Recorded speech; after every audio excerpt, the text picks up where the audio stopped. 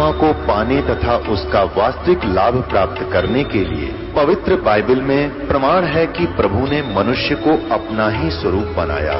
6 दिन में सृष्टि रचकर 7वें दिन विश्राम किया।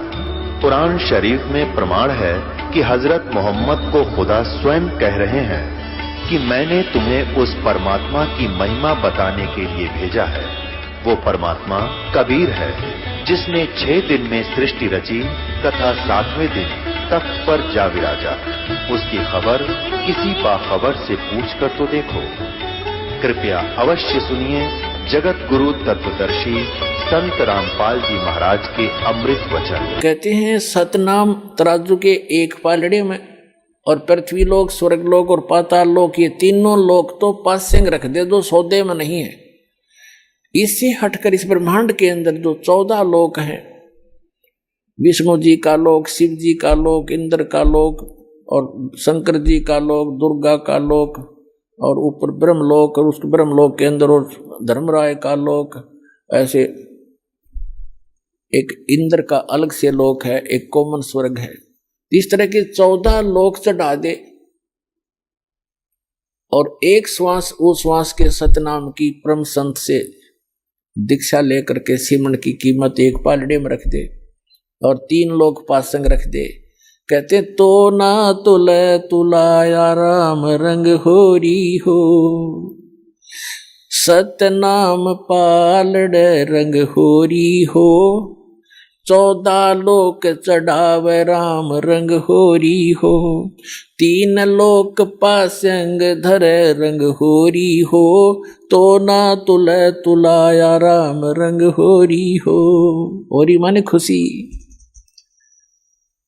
कि अब खुशी मनाओ तुम, ये झूठी होली मनाओ लाल पीड़े मुंह करके, वो नहीं, अब होगी असली खुशी, अब असली होरी। एक सतनाम की कीमत आपको कितनी मिलेगी? तो कहने का भाव ये है कि जैसे भक्तों से कहा जाता है कि आप जी ऐसे करो ऐसे करो, ये क्रियाएं बताई जाती हैं, जो स्टूडेंट को, विद्यार्थी को टीचर बताया करता है, ये होमवर्क, ये क्लास वर्क। तो कई अनजान भक्त कहते हैं मैंने जोत भी चढ़ा दी, 6 महीने हो गए, नाम भी ले रखा है और मुझे कोई विशेष लाभ नहीं मिलता, पाठ भी करा दिया।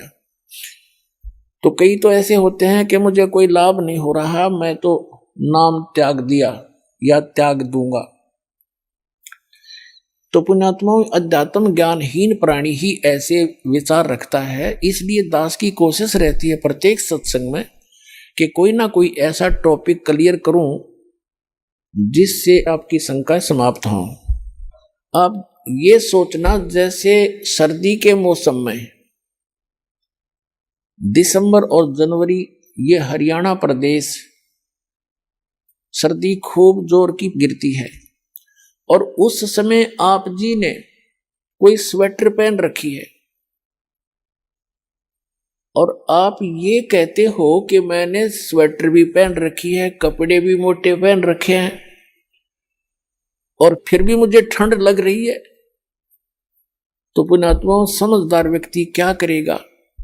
क्या वो समझदार होगा? न्यू कह उस स्वेटर ने भी उतार दे कि क्या फायदा हुआ इससे, मुझे कोई लाभ नहीं हो रहा, कपड़े भी निकाल दे।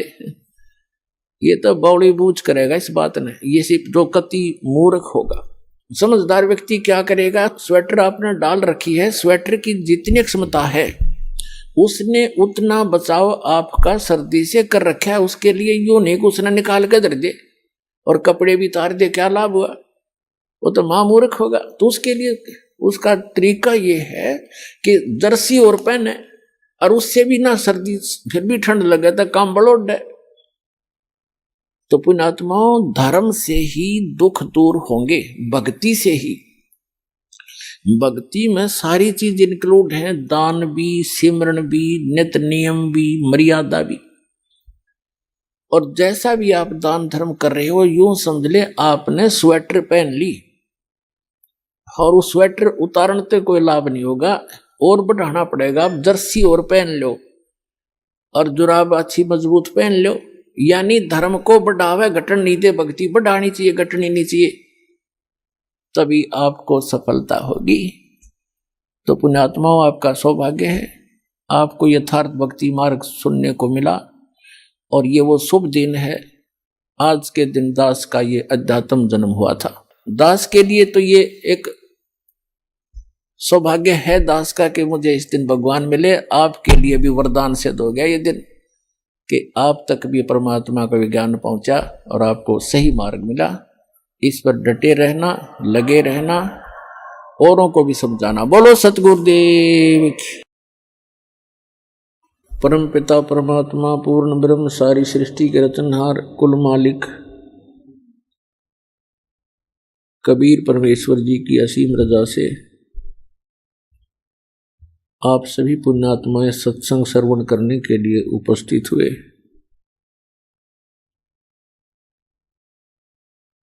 धन भाग हैं आप और धन है आपके माता पिता जिनसे जन्म हुआ। ये इस मनुष्य जीवन का वो सबसे उत्तम समय है कि हम इस मनुष्य जीवन के लक्ष्य को पूरा कर सकते। और पुण्यात्माओं, आज का जो समागम, ये 3 दिन का समागम था जो आज संपन्न होने जा रहा है, ये एक विशेष उपलक्ष्य है इसका। वैसे तो सत्संग सभी श्रेष्ठ होते हैं, लेकिन कुछ ऐसे अवसर होते हैं जो जीवन में युगों पर्यंत ही उपलब्ध होते हैं। परमात्मा ने कहा है कि मात पिता मिल जावेंगे, मात पिता मिल जावेंगे, 184 माँ सतगुरु सेवा और बंदगी भाई फेर मिलन की ना। जिस भी वर्ण में, जिस भी योनि में हमारा जन्म होगा, पशु बनेंगे वहां माता पिता मिल जाएंगे, ऐसी ही ममता होगी। पक्षी बनेंगे वहां भी हमें माता पिता मिल जाएंगे। मानव शरीर प्राप्त होगा तो भी माता पिता मिल जाएंगे। लेकिन जिस मानव शरीर में परमात्मा मिल सकता है, तो परमात्मा मानव शरीर में ही प्राप्त हो सकता है। उसके लिए बताया है कि अन्य प्राणियों के शरीरों में माता पिता तो आपको जौके तो मिल जाएंगे, लेकिन आपने तो भक्ति कर सकते और सतगुरु की सेवा नहीं मिल सकती। माता पिता मिल जाएंगे 184 माँ, 84 लाख प्रकार के ये अन्य प्राणियों के शरीर हैं। कहते हैं इनमें भी माता पिता मिल जाएंगे, लेकिन उनमें ना सतगुरु मिल सकते और ना ये भक्ति मिल सकती। तो पुण्यात्माओं, आज आपको मानव शरीर प्राप्त है और सतगुरु भी प्राप्त है, क्योंकि आप जी बालक हो। बच्चे को पता नहीं होता कि तुम जो स्टडी कर रहे हो उद्देश्य से, तो वो बच्चे यही लेकर चलते हैं कि हम इंजीनियर बनेंगे, डॉक्टर बनेंगे। टारगेट तो उनका होता है, प्रवेश भी प्राप्त कर लेते हैं, लेकिन उनको जब वो सफलता मिल जाती है उसके बाद उसकी उपलब्धि प्राप्त होती है। लेकिन टीचर को पता होता है कि ये बच्चे कितने अच्छी तरह पढ़ रहे हैं, प्रत्येक कार्य को ठीक से करके आ रहे हैं, इनका भविष्य उज्जवल है। तो उनमें से वो भक्त हैं जो लगन के साथ लगे हुए हैं, सच्ची श्रद्धा से, और परमात्मा की प्रत्येक मर्यादा में रहकर चल रहे हैं। तो पुण्यात्माओं, मानुष जीवन दुर्लभ है, ये मिले न बारंबार, और जैसे तरवर से पत्ता टूट गिरे वो फिर नहीं लगता डार। आप ऐसे भयंकर लोक में रह रहे हो और आप जी के बस की बात नहीं है। काल भगवान ने ये सुनियोजित तरीके से हम सभी को यहां जकड़ रखा है। यहां पर प्रत्येक प्राणी विवश है, एक दूसरे में मोह, संपत्ति में मोह, ये जीव के बस का नहीं, ये न त्याग सके, क्योंकि ये जितना प्रबल बता रखा है। फिर इसका विकल्प परमात्मा ने आके बताया है कि जो मैं ज्ञान बताऊं और जो साधना विधि तुम्हें बताऊं उस पर लगन से लग जाना, और फिर परमात्मा का काम शुरू होता है। वो अपने आप आपको जो सत भक्ति कर रहा होगा, मर्यादा में रह रहा होगा, उसको आसानी से इस काल के बंधन से छुटवा ले जाएंगे। अब हमारे साथ क्या बन गई, जैसे अब देखो प्रत्येक प्राणी को ये ज्ञान हो गया है कि हम गलत स्थान पर हैं,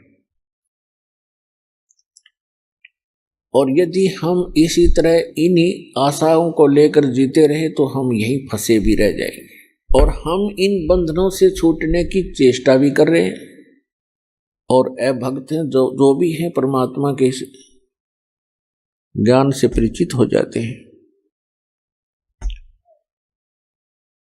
तो उनके साथ कैसे बनता है। कहते हैं जैसे ये बंदर पकड़ने वाले क्या करते हैं, इस काल भगवान ने हमारे साथ ऐसे कर रखा है। ये बंदर पकड़ने वाले क्या करते हैं,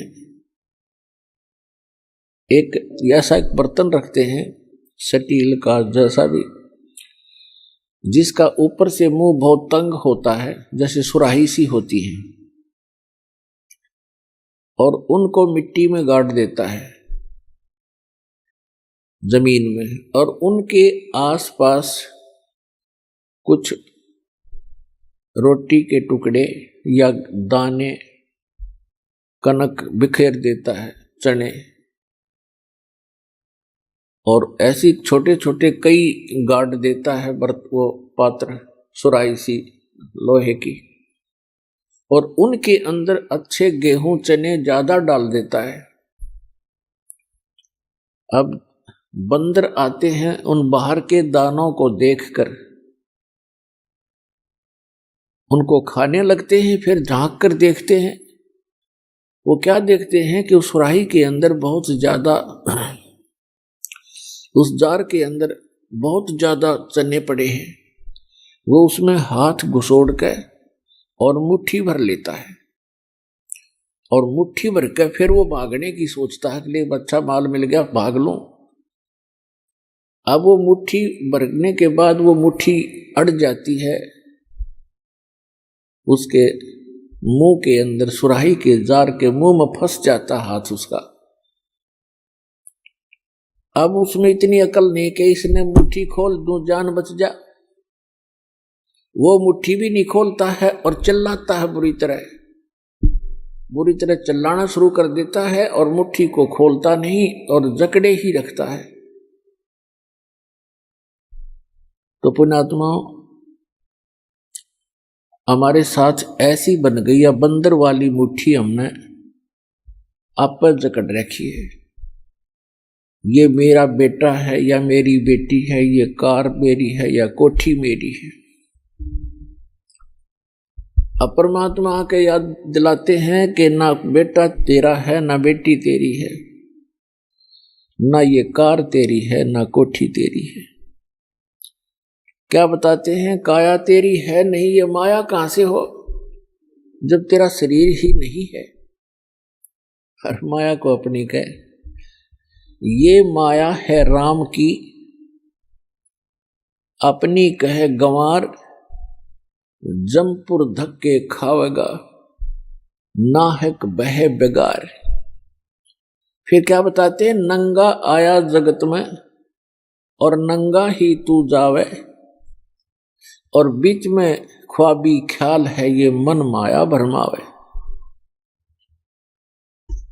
अब उस बंदर वाली मुट्ठी को हम खूब जकड़े बैठे हैं, और ये हमसे छूट भी नहीं सकती, चाहे कितनी बात बनावे जीव, क्योंकि हमारी बुद्धि इतनी ही सीमित कर रखी है। आपके और हमारे बस की ये बात नहीं है। इसके लिए परमात्मा ने इसका विकल्प बताया है। जैसे वो बंदर फंस चुका था और शिकारी को पता था बंदर पकड़ने वाले को कि अब ये कहीं नहीं जाएगा, ये मूर्ख फंसा रहेगा, आराम से बैठा रहता वो। और दूसरी स्थानों पर उसने कई जगह पर ऐसा कर रखा होता है, जाल फैला रखा होता। तो उसी समय एक व्यक्ति आया, उसने देखा कि एक बंदर ये फंस गया, मूर्ख। बोला, हाथ मुट्ठी छोड़ता नहीं, मुट्ठी खोल लेगा नहीं तो किसी प्रकार भी नहीं निकला है, और मुट्ठी छुड़वाने की चेष्टा करे, मन माने बुड़का भर ले, काट ले मुंह ते। तो हमारी ऐसी दशा होगी, किसी को नो समझावे कि ये जिस संपत्ति और संतान को तू अपना मानने बैठा है, भगत ये तेरी नहीं है, इसके साथ साथ तू परमात्मा को याद कर। तो हमने खूब देखा है, हम ऐसे स्थान में जन्मे थे, वो क्या कहा करते कि भगवान के खान न देगा, अपना करके खाना होता है, भगवान के ले रहा है। ऐसी तरह के भी लोग हमने देखे, क्योंकि ज्ञान ना होने से हम ये भाषा बोलेंगे फिर। तो उसने क्या किया उस व्यक्ति ने कि ये बोला व्यक्ति, ये बोला बंदर फंस गया और ये शिकारी इसको बेचेगा, फिर कोई इसका दुरुपयोग करेगा, इसको फिर इसके साथ जो है ना अपना रोजी रोटी ले जाते हैं, गाँव में शहरों में बंदर का तमाशा दिखाते हैं, खेल दिखाते हैं, ऐसे जीव को दुखी करेगा। तो पुण्यात्मा उसने क्या किया, जैसे वो बंदर मुट्ठी फंसाए बैठा था, उसके हाथ की रेंज से, दूसरे हाथ की रेंज से थोड़ी सी दूरी पर केला डाल दिया, एक केला। अब बंदर ने सोचा केला और उठा ले, और थोड़ा दूरी पर था नू, और उधर से मुट्ठी में फंस रही उसमें। अब केला ठाने की जब चेष्टा करने लगा, उसका हाथ से ध्यान हट गया, वो चने निकल गए खड़दे ही नीचे ने, उसका हाथ निकल गया और केला ठा के भाग गया। जान बची, बढ़िया चीज मिली। तो परमात्मा ने हमारे को राम नाम का केला दे दिया, इसने ठा के भाग जाएंगे, हमारा बस की मुट्ठी छोड़नी को ना। पुण्यात्मा, ये मानुष जन्म कितना दुर्लभ है, और मनुष्य जीवन के अंदर फिर सतगुरु मिलना ये अति दुर्लभ है। श्रीमद् भगवत गीता अध्याय नंबर 7 के श्लोक नंबर 12 से लेकर 15 तक गीता ज्ञानदाता कहता है कि जो तीनों गुणों की भक्ति करते हैं, रजगुण ब्रह्मा, सतगुण विष्णु, तम गुण शिव जी, इस त्रिगुणमयी माया के द्वारा जिनका ज्ञान हरा जा चुका है, वो मेरी भक्ति भी नहीं करते। उनके बारे में कहा है कि राक्षस स्वभाव को धारण किए हुए मनुष्यों में नीच दूषित कर्म करने वाले मूर्ख मेरी साधना भी नहीं करते।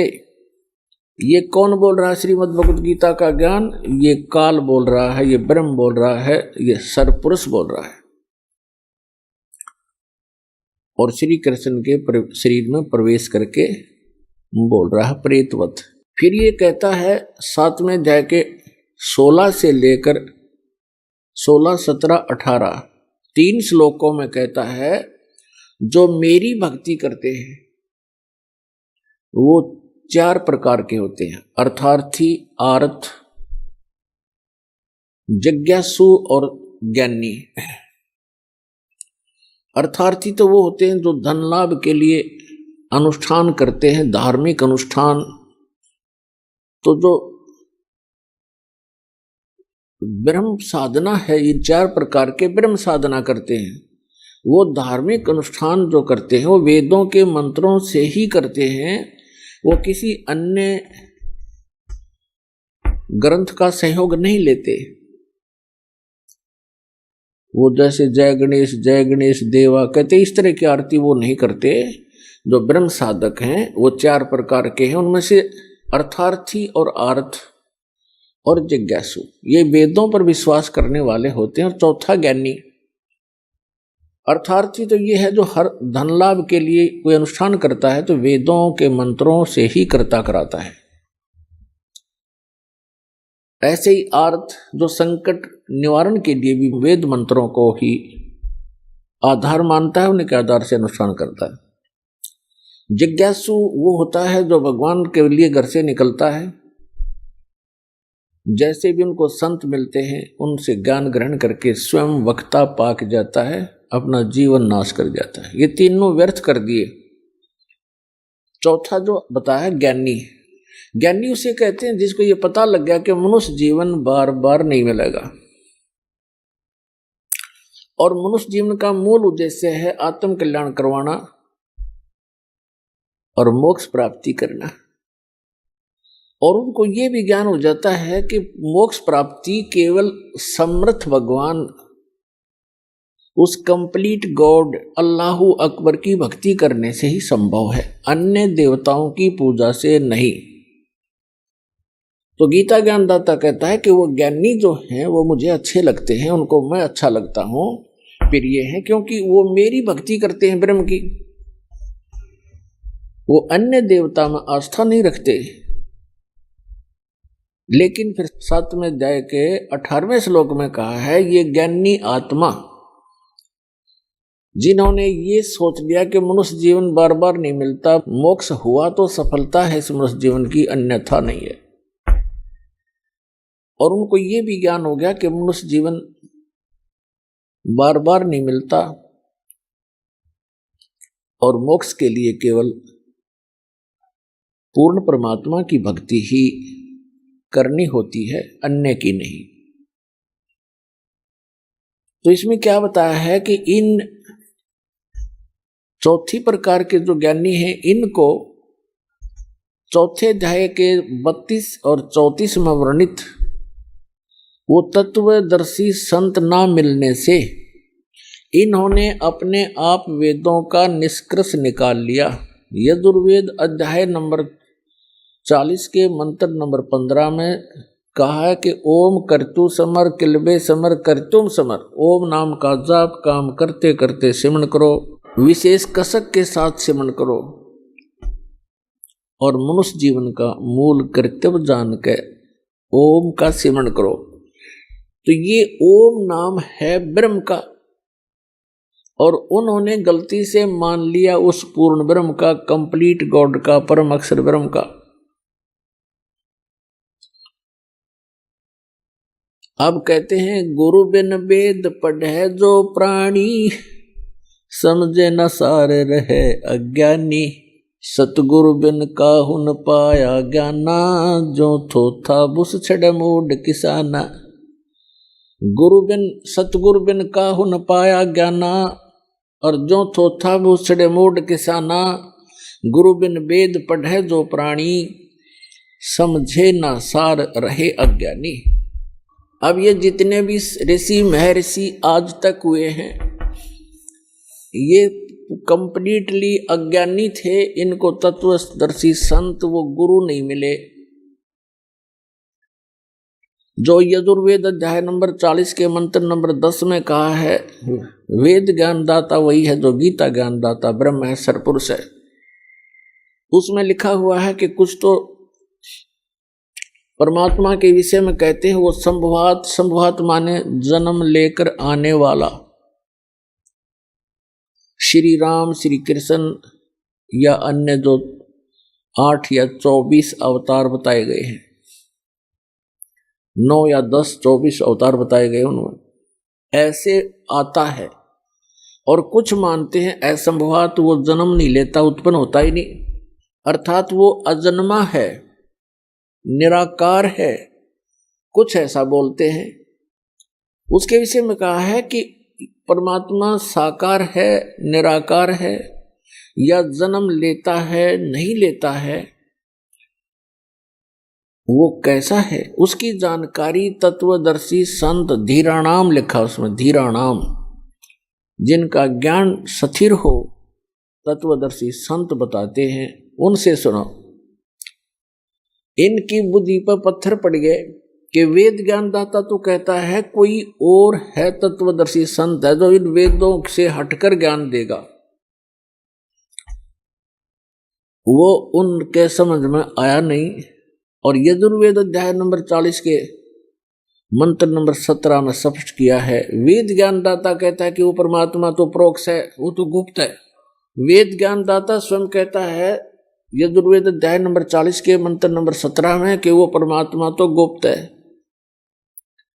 वो तो प्रोक्ष है, ऊपर रहता है, और मैं ब्रह्म हूं, मेरा ओम नाम है, और मैं खम ब्रह्म, अहम ओम खम ब्रह्म, मैं ब्रह्म, खम माने दिव्य आकाश रूपी ब्रह्मलोक में, वहां रहता हूं, मेरा ओम नाम है। तो पुण्यात्मा, इसलिए परमेश्वर ने कहा अपने सूक्ष्म वेद में, भाई गुरु बिन काहुन पाया ज्ञाना, जो थोथा बुस छड़े मूड किसाना, गुरु बिन वेद पढ़े जो प्राणी, समझे न सार रहे अज्ञानी। तो ये सभी अज्ञानी थे आज तक के जितने ऋषि महर्षि मंडलेश्वर, केवल उन महापुरुषों को छोड़कर जिनको परमात्मा प्राप्त हुआ,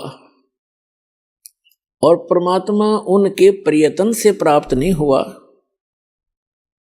वो अपने विधान अनुसार स्वयं ही आता है। जैसे ऋग्वेद मंडल नंबर 9 सूक्त 86 के मंत्र 26 और 27 में, ऋग्वेद मंडल नंबर 9 सूक्त 82 मंत्र 1, 2, 3 में, ऋग्वेद मंडल नंबर 9 सूक्त 54 के मंत्र 3 में, ऋग्वेद मंडल नंबर 9 सूक्त 20 मंत्र 1 में, ऋग्वेद मंडल नंबर 9 सूक्त 96 मंत्र 16 से लेकर 20 में, ऋग्वेद मंडल नंबर 9 सूक्त 94 94 के मंत्र 1 में, ऋग्वेद मंडल नंबर 9 सूक्त 95 के मंत्र नंबर 2 में, ऋग्वेद मंडल नंबर 9 सूक्त 1 मंत्र 8 और 9 में, और भी अनेकों स्थानों पर परमात्मा की महिमा लिखी है कि वो कबीर देव परमात्मा, वो परम अक्षर ब्रह्म है, सर्व उत्पादक है, सब आत्माओं का सर्जन करने वाला भी वही है, और सभी ब्रह्मांडों का सर्जनहार वही है, और वो ऊपर के लोक में रहता है, ऊपर के लोकों में रहता है, सबसे ऊपर के लोक में रहता है, वहां से गति करके आता, अच्छी आत्माओं को मिलता है, उनको उपदेश देता, तत्व ज्ञान सुनाता है, और वो कवियों की तरह आचरण करता है, और अपने मुख कमल से ऊंचे स्वर में बोल बोल के ये तत्व ज्ञान की अमर वाणी लोकोक्तियों के माध्यम से, कविताओं के माध्यम से, शब्दावलियों के माध्यम से बोल बोल कर सुनाता है। वो कवियों की तरह आचरण करता है, और एक प्रसिद्ध कवि की भी उपाधि प्राप्त करता है। लोग कविताओं से बोलने के कारण, कविताओं के माध्यम से, दोहों शब्दावलियों के माध्यम से तत्व ज्ञान प्रचार करने के कारण वो एक कवि, प्रसिद्ध कवियों में से भी एक कवि कहलाता है, लेकिन वो होता है परमात्मा। तो पुण्यात्माओं, इस विधान अनुसार वो परमात्मा अच्छी आत्माओं को मिले, उनको अपने से परिचित कराया, सचखंड लेकर गए सतलोक में, जहां भगवान रहता, जहां हम रहा करते थे, और फिर वहां से वापस छोड़ा। उन महापुरुषों ने फिर परमात्मा का आंखों देखा हाल बताया। उनमें से कौन कौन है वो पुण्य भागी? आदरणीय धर्मदास साहिब जी, आदरणीय मलुकदास साहिब जी, आदरणीय नानक साहिब जी जो सिख धर्म के प्रवर्तक हैं, आदरणीय दादू साहिब जी, आदरणीय गरीबदास साहिब जी, गांव छुड़ानी, जिला झज्जर, हरियाणा वाले। आदरणीय घीसा दास जी, गांव खेखड़ा, जिला मेरठ, उत्तर प्रदेश वाले। और आदरणीय रामानंद जी, काशी वाले। इन महापुरुषों के बारे में दास को जानकारी है, और भी बहुत से महापुरुषों को परमात्मा मिले। इन्होंने परमात्मा को जाना और फिर उनका परमात्मा कबीर है, काशी में आए थे धानक रूप, जुलाहे रूप में, वही मालिक है। इस नाम ये एफिडेविट दिए उन्होंने अपनी अमृतवाणी में। आदरणीय गरीबदास साहिब जी ने कहा है, हम सुल्तानी नानक तारे दादू को उपदेश दिया, जात जुलाहा भेद न पाया, वो काशी महे कबीर हुआ। गरीबदास जी ने निष्कर्ष निकाल कर दे दिया कि मैं इंक्लूडिंग मी, गरीबदास जी कहते हैं, हम सुल्तानी अब्राहिम सुल्तान अधम नाम के एक मुसलमान राजा थे। हम सुल्तानी नानक तारे और दादू को उपदेश दिया, वो जात जुलाहा भेद नहीं पाया, काशी माए कबीर हुआ। अनंत कोट ब्रह्मांड का एक रति नहीं भार, और सतगुरु पुरुष कबीर हैं, वो कुल के सिरजनहार। पुण्यात्माओं, परमात्मा की कथा को ये सत्यनारायण कथा है। अभी तक हम श्री विष्णु जी की कथा को सत्यनारायण कथा कहा करते थे अपनी भूल से। सत्यनारायण का अर्थ है अविनाशी भगवान की कथा, उसकी जानकारी, उसकी महिमा की, उसके गुणगान। श्री विष्णु जी सत्यनारायण नहीं है, ये अविनाशी परमात्मा नहीं है। श्रीमद् देवी भागवत के तीसरे स्कंद में 123 पृष्ठ पर गीता प्रेस गोरखपुर से प्रकाशित सचित्र मोटा टाइप केवल हिंदी में विष्णु जी स्वयं स्वीकार करते हैं कि मैं, ब्रह्मा और शंकर, हम तीनों अविनाशी नहीं है, हम नित्य नहीं है।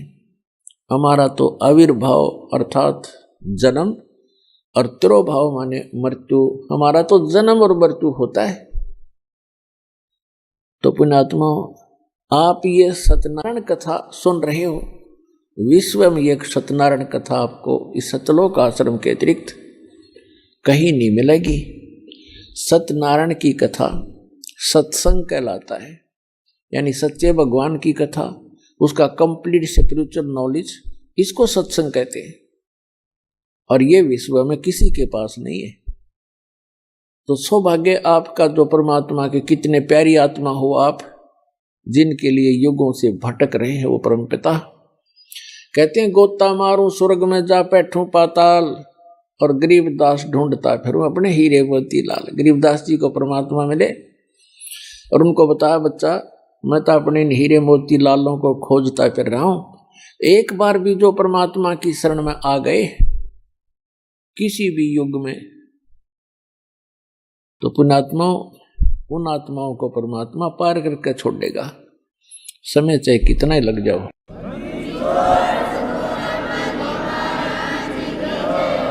जो जन मेरी शरण है ताका हूं मैं दास, और गेल गेल लाग्या फिरूं जब तक धरती आकाश। कहते एक बार जो मेरी शरण में आ गया और मेरे परम संत से नाम लेकर के भक्ति प्रारंभ कर दी, फिर वो चाहे विचलित भी हो गया, काम तो बढ़ गया उसका, क्योंकि जन्म घने और हो जाएंगे, फिर बाद में ब्रह्माटी घनी हो जाएगी, लेकिन वो समर्थ, वो जुबान का पक्का है, उसका कानून कभी डगमग नहीं होता, उसका नियम अटल है, वो अपने नियमानुसार फिर भी हमारे पीछे पीछे भटकता ही रहता है। तो यहाँ जो दास आज आपको बताना चाह रहा है कि मनुष्य जीवन इतना कीमती है। जो प्रसंग चल रहा था कि ये ज्ञानी आत्मा है तो नेक उद्धार है। गीता अध्याय नंबर 7 के श्लोक नंबर 18 में कहा ये ज्ञानी आत्मा सभी की सभी उद्धार हैं, लेकिन ये इनको तत्वदर्शी संत न मिलने से ये मेरे वाली अनुत्तम अश्रेष्ठ गति में ही स्थित रहे।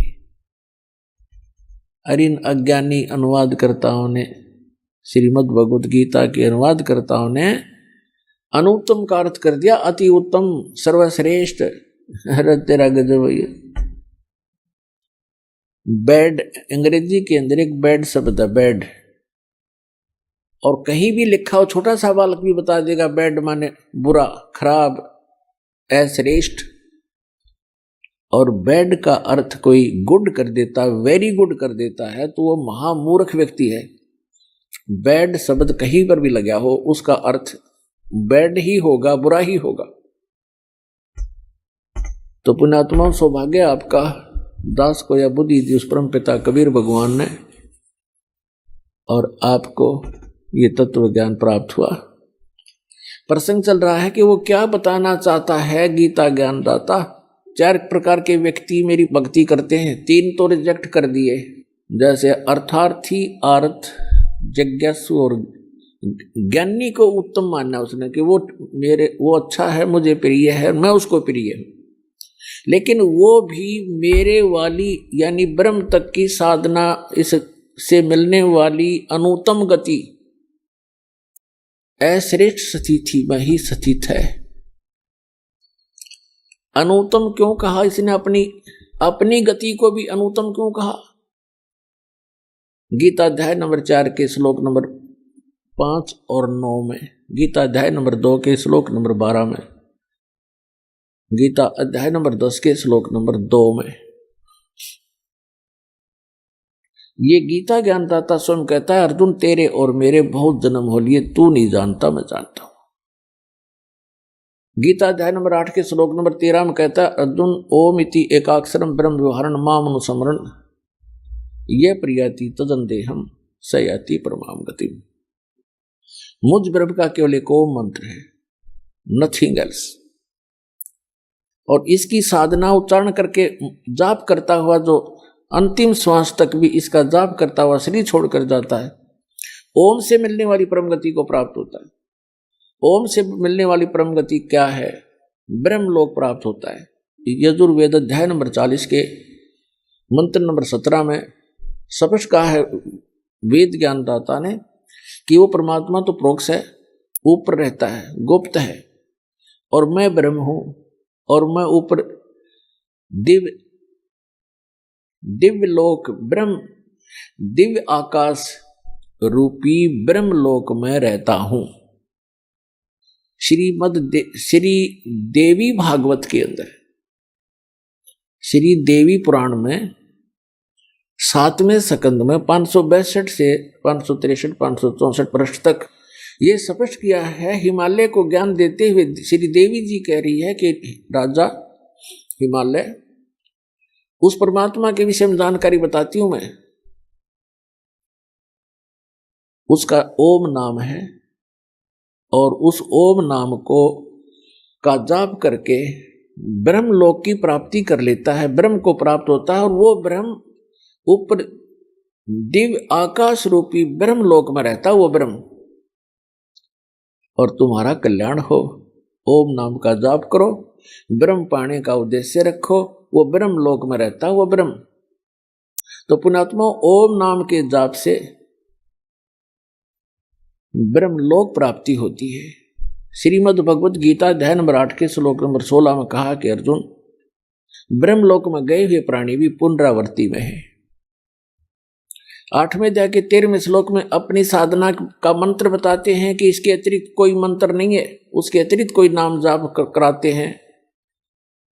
कौन कौन से? ओम नमः शिवाय, ओम भगवते वासुदेव नमः आदि आदि ये मंत्र नहीं है, क्योंकि ये श्रीमद् भगवद गीता में नहीं लिखे हैं। 8वें अध्याय के 5 और 7 में ये खुद कहता है कि अर्जुन मेरी भक्ति कर, मुझे ही प्राप्त होगा, लेकिन युद्ध करना पड़ेगा, यह शांति नहीं हो सकती। गीता अध्याय नंबर 8 के श्लोक नंबर 1 में अर्जुन ने पूछा कि आप जी ने जो 7वें अध्याय के 29वें श्लोक में बताया है कि तत्ब्रह्म को जान के और सारे अध्यात्म स्पिरिचुअल नॉलेज से, कंप्लीट स्पिरिचुअल नॉलेज, संपूर्ण अध्यात्म ज्ञान से परिचित और सभी कर्मों से परिचित प्राणी केवल जरा और मरण के इस संकट से छूटने का प्रयत्न करता है। जरा माने बुढ़ापा, बुढ़ापे का दुख, मरण माने मृत्यु का कहर, ये दोनों दुख यहाँ पर कंपलसरी। तो जिसको ये ज्ञान हो जाता है, जो तत्वदर्शी संत की शरण में चले जाते हैं, उनको संपूर्ण अध्यात्म ज्ञान प्राप्त हो जाता है।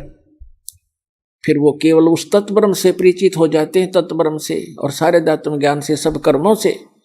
जैसे कोई किसी से कोई धोखा करेगा तो उसका फल भोगना पड़ेगा, चोरी करेगा तो वो देना पड़ेगा, उसके गधा बनकर देना पड़ेगा। तो ये कर्मों से परिचित हो जाने के उपरांत प्राणी गलती नहीं करेगा, भूखा रह सकता है। तो फिर क्या बताया है कि अर्जुन ने पूछा 8वें अध्याय के प्रथम मंत्र में, वे किम तत्ब्रह्म, वो तत्ब्रह्म क्या है। 8वें अध्याय के 3रे श्लोक में गीता जी में गीता ज्ञानदाता कहता वो परम अक्षर ब्रह्म है, यानी गीता ज्ञानदाता से अन्य है। श्रीमद् भगवद गीता अध्याय नंबर 1 से लेकर 4 और 16 और 17 में परमात्मा की परिभाषा कोड वर्डों में बहुत कुछ डिफाइन है, वर्णित है। उल्टा लटका हुआ संसार रूपी वृक्ष है, ऊपर को जड़ तो पूर्ण परमात्मा है, उसका तना अक्षर पुरुष है, उसमें से एक मोटी डार निकलती है, वो सरपुरुष जानो, और उसकी 3 शाखा है, वो रजगुण ब्रह्मा, सतगुण विष्णु, तमगुण शिव जी और पात रूप संसार। ये परमात्मा ने आके बताया कि अक्षर पुरुष एक पेड़ है, सरपुरुष वा की डार और तीनों देवा शाखा है, ये पात रूप संसार। 15वें अध्याय के प्रथम मंत्र में तत्वदर्शी संत की पहचान भी बता दी है कि जो संत इस उल्टे लटके हुए संसार रूपी वृक्ष के सभी विभाग बता देगा, तना कौन भगवान है, उसकी डार कौन है, शाखा कौन है, पत्ते क्या है, स वेदविद, वो वेद के तात्पर्य को जानने वाला तत्वदर्शी संत है। 15वें अध्याय के 3रे श्लोक में कहा कि उसके पश्चात उस तत्वदर्शी संत की प्राप्ति के उपरांत इस अज्ञान रूप गुत्थी को उस तत्वज्ञान रूपी शस्त्र से काट के, उसके पश्चात 15वें अध्याय के 4थे श्लोक में कहा कि उसके पश्चात परमेश्वर के उस परम पद की खोज करनी चाहिए, जहां जाने के बाद साधक फिर लौट कर कभी संसार में नहीं आता। और जिस परमेश्वर ने सब ब्रह्मांडों की रचना की है, केवल उसी की भक्ति करनी चाहिए। गीता ज्ञानदाता स्वयं दृढ़ कर रहा है कि और किसी की भक्ति नहीं करना, मेरी भी मत करना। उसके पाने का मंत्र बता 17वें अध्याय के 23वें श्लोक में गीता जी में, ओम तत्सत इति निर्देश है ब्रह्मण त्रिवेद समर्थ ब्राह्मणा तेन वेदा च यगा च विहिता पुरा, कि उस सच्चिदानंद घन ब्रह्म की यानी परम अक्षर ब्रह्म के पाने के 3 मंत्र के जाप का निर्देश है। निर्देश mean final direction, nothing else. 18वें अध्याय के 62वें श्लोक में कहा कि अर्जुन तू सर्वभाव से उस परमेश्वर की शरण में जा, उसकी कृपा से तू परम शांति को और सनातन परम धाम को प्राप्त होगा, शाश्वत स्थान को प्राप्त होगा, जहां जाने के बाद फिर कभी मृत्यु नहीं होती। श्रीमद् भगवद गीता अध्याय नंबर 8 के श्लोक नंबर 5 और 7 में तो अपनी साधना बताता है कि मेरी भक्ति कर मुझे प्राप्त होगा, युद्ध करना पड़ेगा, और युद्ध करना है वहां शांति नहीं। फिर गीता अध्याय नंबर 8 के श्लोक नंबर 8, 9, 10 में स्पष्ट कर दिया है कि जो उसकी भक्ति करता है, उस परम अक्षर ब्रह्म की भक्ति करता था, तो दर्शी संत की शरण में जाकर उसको प्राप्त होता है। अंत समय में भक्ति के बल से, इस भक्ति की कमाई से फिर 18वें अध्याय के 66वें श्लोक में निर्णायक ज्ञान दे दिया है। उसमें कह दिया कि सर्वधर्मान प्रीतज माम एकम शरणम व्रज अहम तवा सर्व पापे भयमोक्षामि मासुच। गीता ज्ञानदाता कहता है कि यदि तूने उस परमेश्वर की शरण में जाना है, जाने के बाद फिर लौट कर नहीं आना है, शाश्वत स्थान को प्राप्त करना है, तो मेरे सत्र की जितनी पूजा है वो मुझे छोड़ दे। ओम नाम का जाप, ये 500 यज्ञ हम इस काल के सत्र की करते हैं, ताकि इसका ऋण देकर इसके यहाँ का, क्योंकि हम इसके होटल में रह रहे हैं, इसका कर्जा हम पर चढ़ रहा है। अब पहले हम क्या गलती करते रहे, ऋषि बनकर ओम नाम का जाप करते, यज्ञ करते, कराते, हम ब्रह्मलोक में चले जाते, वहां इसका होटल है, वहां 25% चार्ज लेता, हमारे से सुविधा सारी दे देता, नाचने गाने सारे गंदे कर्म जो कहीं पृथ्वी पर ना उपलब्ध हो वहां होते हैं, और उसको ये स्वर्ग कहा करते, महास्वर्ग। हम अपनी पूंजी को वहां नाश करके और फिर पाप भी भोगते और फिर 84 लाख योनियों भोगते और यही धक्के खाते रहे। अब हम इस पूंजी को नष्ट नहीं करेंगे, अपनी जो भक्ति करें, हम इसको दे देंगे ब्रह्म को। इस श्वास के सतनाम में दो अक्षर का मंत्र है, एक ओम है, एक तत्, और सार नाम के अंदर फिर ये तीनों इकट्ठे हो जाते हैं। तो हम जो ओम नाम के जाप की कमाई इसको दे देंगे, ये ब्रह्म की है। ये स्वयं भी कहता 18वें अध्याय के 66वें श्लोक में, सर्वधर्मान परित्यज माम एकम शरणम व्रज। मेरे सतर के सभी पूजाएं, जो मेरे सतर की भक्ति है, वो धन मुझे दे नू का नू, फिर मैं तुझे सब पापों से मुक्त कर दूंगा, और फिर तू उसकी शरण में जा, मुझे कोई ऑब्जेक्शन नहीं। अब जैसे हमने किसी का कर्ज ले रखा हो और वो कहेगा भाई तुझे जब छोड़ूंगा तो मेरा कर्ज दे देगा, तो हम इसका कर्ज दे देंगे, छोड़ेगा, छोड़ना पड़ेगा इसको। तो स्वयं भी अपना वायदा करता है। तो इसके सतर की जो भक्ति है, हम चरकुटी पर जाकर परमात्मा आपके साथ होगा इस दास के रूप में, और आपके सारे अकाउंट कराएगा।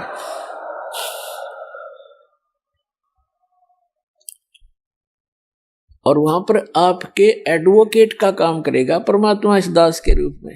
और ये सारे मंत्र बोल बोल सुनाओगा वहां जाकर धर्मराज के दरबार में कि लो जी, आपके विधान में है सर्वधर्मान परित्यज माम एकम शरणम व्रज, उसके सतर की ये पूंजी पकड़ो।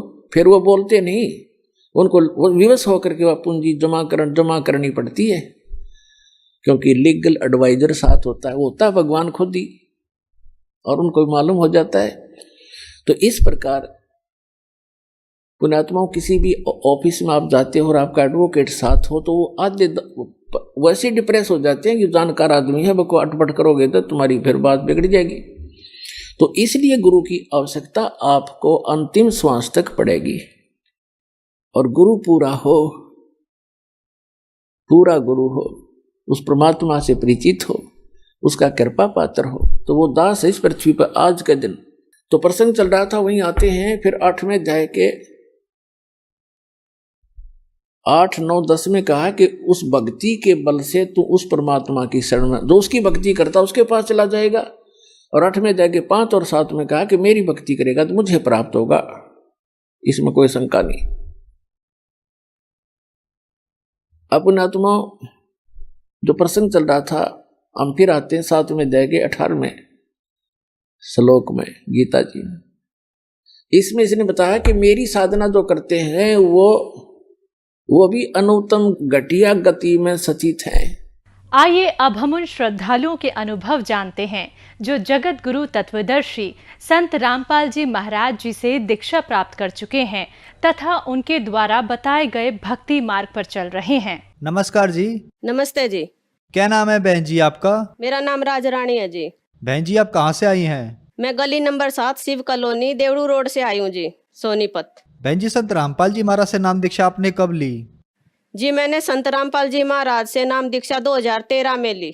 बहन जी संत रामपाल जी महाराज से नाम दीक्षा लेने से पहले क्या आप कोई भक्ति साधना भी करती थी? हाँ जी सर, मैं ये राजस्थान में एक बाबा मोहन राम है काफी मशहूर, वहाँ पे मैं बचपन से ही जाती थी जब से मैंने होश संभाला था। तो फिर आप संत रामपाल जी महाराज की शरण में कैसे आई? जी मैं संत रामपाल जी महाराज की शरण में ऐसे आई कि मेरे जो घरवाला था उसको काफ़ी धार्मिक चीज़ें देखने का शौक था, वो टीवी पे सत्संग वगैरह ही सुनता था। तो एक दिन ड्यूटी से आए वो और ऐसे ही टीवी के चैनल बदल रहे थे और संत रामपाल जी महाराज का सत्संग लग गया। वो सत्संग सुनने लगे तो मेरे बच्चे और मैं जैसे बोल रहे थे तो वो बोलने लगे तुम लोग बाहर जाओ, जो ज्ञान मुझे चाहिए है आज मुझे वो ज्ञान मिला है। मैंने कहा ऐसा क्या ज्ञान मिल गया कि आप हमें और बच्चों को भी बाहर निकाल रहे हो? तो जी उन्होंने मेरे से और मेरे बच्चों को गुस्सा किया और हमको बाहर निकाल कर कुंडी लगा कर वो सत्संग सुनने लगे। 1-2 दिन वो ऐसे ही सत्संग सुनने लगे। मैं भी 1-2 बारी जैसे उनको चाय वगैरह देने जाती तो मेरे कानों में भी कुछ वर्ड पड़े तो मैं भी ये चीज नोट करने लगी कि जो ये संत बता रहे हैं, बता तो ठीक भी रहे हैं, लेकिन पहली बार ऐसा संत देखा है जो सत कबीर को भगवान बता रहा है, वो तो एक कवि हुए हैं। और जब मैंने इस चीज को नोट करना शुरू करा, थोड़ा थोड़ा सत्संग देखना शुरू करा, जब मुझे ये समझ में आई कि वाकई में ही संत रामपाल जी महाराज जी वो संत हैं जिन्होंने हमें ये बताया है कि सही भगवान सच्चा परमात्मा संत कबीर ही है। और वही ज्ञान देख के हमने SMS के जरिए ज्ञान गंगा पुस्तक मंगाई, और मैंने और मेरे घर वाले ने वो पुस्तक पढ़ी, और उस पुस्तक से और टीवी का सत्संग सुन के ही हम संत रामपाल जी महाराज की शरण में आए हैं। बहन जी, हमने सुना है कि जो भी श्रद्धालु संत रामपाल जी महाराज से नाम दीक्षा लेते हैं उनको बहुत सारे लाभ प्राप्त होते हैं, चाहे वो आध्यात्मिक हो, भौतिक हो, शारीरिक हो या मानसिक हो। तो क्या संत रामपाल जी महाराज से नाम दीक्षा लेने के बाद आपको भी कोई लाभ प्राप्त हुए?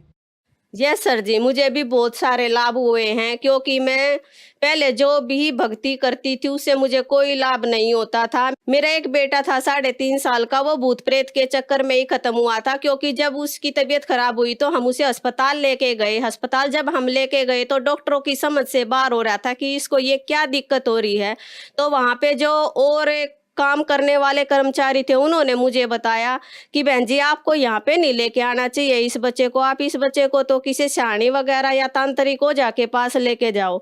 और मैं वहाँ से सर जी उस लड़के को उठा के हॉस्पिटल से और किसी तांत्रिक के पास लेके भी गई, लेकिन उस तांत्रिक के मैंने पैर भी पकड़े, हाथ भी जोड़े कि आप मेरे बेटे को बचा लो, लेकिन उसने पता नहीं ऐसा क्या देखा, उसने कहा कि बेटा मैं कुछ नहीं कर सकता, इसको और कहीं भी लेके चली जा। और वो दूसरे दिन ही खत्म हो गया था। उसके बाद में मेरे और मेरे पति में बहुत ज़्यादा अनबन रहती थी। हमने एक डेढ़ महीना अनबोल हो जाते थे आपस में। हमारा ऐसा हो रहा था कि हमारा एक साथ रहना बहुत मुश्किल हो रहा था। उसके बाद में जब हम संत रामपाल जी महाराज की शरण में आए हैं तो मेरे घर में ना कोई कलेश होता है, ना कोई झगड़ा होता है। मैं जैसे बहुत ज़्यादा बीमार रहती थी। मेरा लड़का ख़त्म होने के बाद में मेरे 1-2 अबॉर्शन हुए थे, वो मशीन से हुए थे, तो मेरे पेट में ऐसे दर्द रहता था जैसे आग में जलन होती है। तो मैं अपने हस्बैंड को बोलती थी कि मेरी उम्र बहुत कम है, क्योंकि किसी दिन भी आकर मैं कुछ भी कर लूँगी, आखिर मैं कब तक जीऊँगी ऐसे ही। तो मैं ऐसे ही करते करते मतलब संत रामपाल जी महाराज की शरण में आ गई। और मैं ऐसे ही जैसे ही जब जोत लगाती संत रामपाल जी महाराज के चरणों में प्रणाम करती तो मैं यही बोलती थी, हे गुरुजी मुझे ठीक कर दो, हे संत रामपाल जी मुझे ठीक कर दो। ऐसे ही करते करते मुझे 1 साल के करीब हो गया था, जब एक दिन मुझे सपने में आया कि मेरे गुरुजी संत रामपाल जी महाराज मुझे पता नहीं कहाँ ऊपर उड़ा के लेके जा रहे हैं, और मेरे से कह रहे बेटा तू जोत लगाती है जब क्या बोलती है, जोत लगाती है जब क्या बोलती है। मैंने कहा कि संत रामपाल जी महाराज जो मुझे कष्ट है मैं अपना कष्ट आपको बताती हूँ, और मुझे पता है कि मेरी उम्र बहुत कम है, मैं जी नहीं सकती, मेरे बच्चों को कौन पालेगा। तब मेरे परमात्मा ने कहा, संत रामपाल जी ने मुझे कहा देख बेटा आजा, चल तुझे मैं क्या दिखाता हूँ। मैं कहा गुरुजी क्या दिखाओगे। तब संत रामपाल जी महाराज ने कहा कि बेटा जो तू बात कह रही है ना वो तो कब की सच हो चुकी है। मैंने कहा कि संत रामपाल जी महाराज क्या सच हो चुकी है। तब मुझे गुरुजी ने दिखाया कि जैसे मेरे घर में ही बहुत सारे आदमी इकट्ठे हो रहे हैं और एक बॉडी बीच में लेटा रखी है। मैंने कहा गुरुजी आप मुझे ये क्या दिखाने के लिए लेके आए हो। जब संत रामपाल जी महाराज ने कहा कि बेटा अगर मैं तुझे वैसे बोलता ना तो तुझे विश्वास नहीं होता, इसलिए मैं तुझे अपने आंखों से दिखाने के लिए लेके आया हूँ। अभी इस बॉडी का मुंह उगाड़ेंगे, जब तू देखना कि ये कौन है। और जब उस बॉडी का मुंह उगाड़ा तो वो मैं ही थी। और मैंने जब वो देखा कि मैं ये मर चुकी हूँ, मैं तो ये, और मुझे मेरे बच्चे भी दिखाई दे रहे, मेरे रिश्तेदार दिखाई दे रहे, मेरे बच्चे रो रहे हैं, मेरी मम्मी चली गई हमें छोड़ के, मेरी मम्मी चली गई छोड़ के। तब मैंने संत रामपाल जी महाराज से कहा कि संत रामपाल जी महाराज ये आपने मुझे क्या दिखा दिया। तब संत रामपाल जी महाराज ने कहा बेटा अगर मैं तुझे वैसे बोलता कि बेटा तुझे मैंने जीवन दान दिया है तो मेरी बातों पे शायद तू विश्वास नहीं करती, इसलिए मैंने तुझे अपने आंखों से दिखाया है। वो दिन है और आज मेरे शरीर में ना कोई दिक्कत है, ना मेरे घर में कोई परेशानी है, और आज मैं बिल्कुल सही हूँ। और मेरे जो रिश्तेदार ये बोलते थे कि रानी तू कभी ये भी कहती है कि ठीक है ठीक है, हमेशा यही कहती है मैं बीमार हूँ मैं बीमार हूँ। और आज वही मेरे रिश्तेदार ये कहते हैं कि इस रानी के शरीर में तो पता नहीं क्या डल गया, ये कैसे संत रामपाल जी महाराज की शरण में चली गई कि ये दिन रात काम करती रहती है, ये अब बैठती ही नहीं है। तो मैं तो यही कहूँगी कि संत रामपाल जी महाराज ने मुझे जीवन दान बख्शा है और आज मैं उन्हीं के दिए हुए सांसों के द्वारा जी रही हूँ। और जो पहले मेरे को एक एक रोटी के बारे में सोचना पड़ता था, मेरी आर्थिक स्थिति बहुत ज़्यादा कमज़ोर थी। मेरी दो बेटी हैं जो इतनी ज़्यादा बीमार रहती थी कि हम रोज़ डॉक्टरों के ही वहीं पे धक्के खाते रहते थे। जब से हमने संत रामपाल जी महाराज की शरण ग्रहण करी है, मेरे दोनों बच्चे बिल्कुल ठीक हैं। और मुझे 5 साल पहले हार्ट की परेशानी थी। मैंने पहले होली फैमिली हॉस्पिटल में दिखाया, फिर यहाँ सोनीपत में निदान हॉस्पिटल में दिखाया। निदान वाले डॉक्टर रमेश बत्रा ने मुझे कह दिया था कि आप जब तक जियोगे जब तक ये दवाई आपको खानी पड़ेगी, और मैं खाती भी थी और मुझे आंखों से बिल्कुल धुंधला दिखता था। ये जो नारंग डॉक्टर हॉस्पिटल है सोनीपत में, उसने मुझसे कहा कि बेटा जैसे आप दिक्कत बता रहे हो ऐसे तो मुझे आपकी कुछ नहीं लगती। डॉक्टर भी हैरान हो रहे थे कि आपकी टेस्ट में तो ऐसा कुछ नहीं आ रहा जो आप परेशानी बता रहे हो।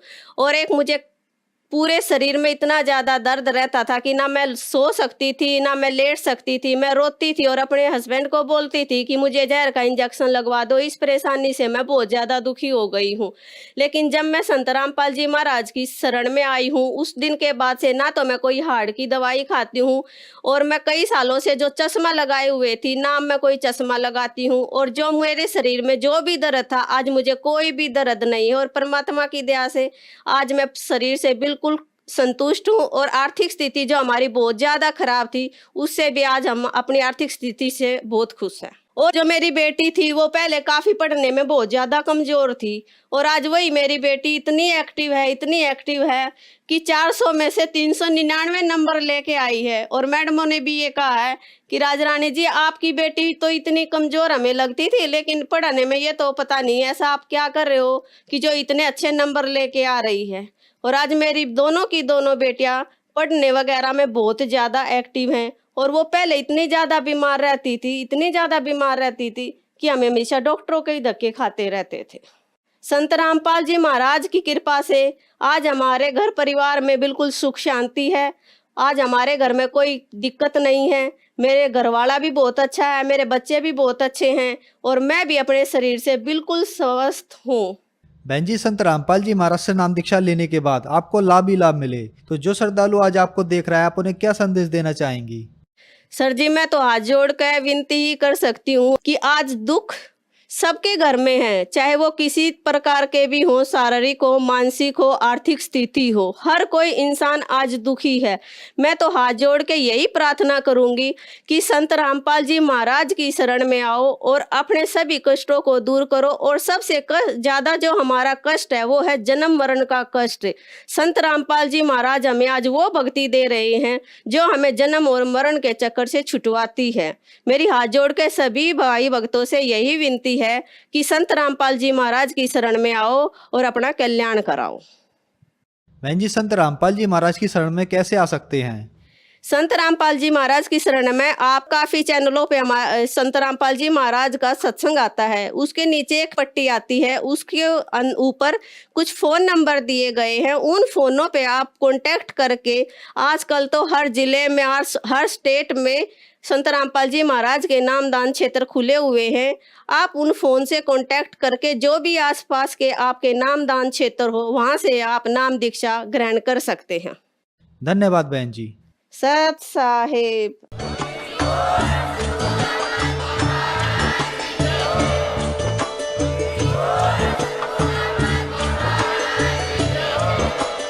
आप सुन रहे थे जगत गुरु तत्वदर्शी संत रामपाल जी महाराज जी के मंगल प्रवचन। अधिक जानकारी के लिए विजिट कीजिए हमारी वेबसाइट www.jagatgururampalji.org। संत रामपाल जी महाराज जी के शुभ आशीर्वाद से पूरे विश्व भर में 500 से भी ज्यादा नाम दीक्षा केंद्र हैं, जिन पर संत रामपाल जी महाराज जी द्वारा ऑनलाइन निशुल्क नाम दीक्षा दी जा रही है। अपने नजदीकी नाम दीक्षा केंद्र का पता करने के लिए संपर्क करें 82228880